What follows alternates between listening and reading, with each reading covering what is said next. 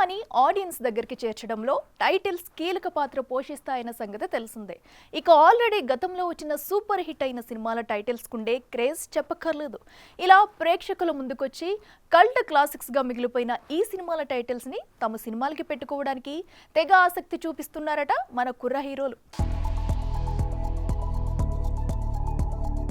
గతంలో వచ్చి ఆడియన్స్ లో మంచి పాపులారిటీని సంపాదించుకున్న మూవీ టైటిల్స్ ని పోటీ పడి మరీ పెట్టుకుంటున్నారు మన టాలీవుడ్ యంగ్స్టర్స్. వీటిల్లో పవన్ కళ్యాణ్ మూవీ టైటిల్ కి కాస్త ఎక్కువ డిమాండే ఉన్నట్టు కనిపిస్తోంది. మొన్నటికి మొన్న వరుణ్ తేజ్ తొలి ప్రేమని పెట్టేసుకుంటే విజయ్ దేవరకొండ ఖుషీని వాడేసుకున్నాడు.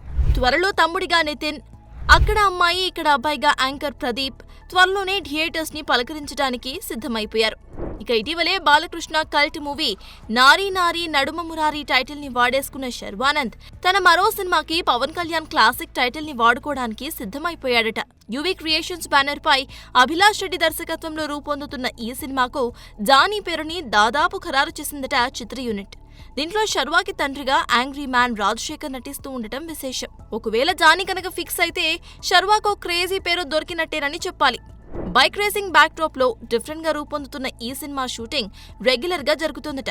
చూడాలి మరి పోటీ పడి మరి పవన్ కళ్యాణ్ మూవీ టైటిల్స్ ని పెట్టుకుంటున్న కుర్ర హీరోలు ఆఖరికి ఏం మిగుల్స్తారు. For more videos like this, subscribe Big TV channel.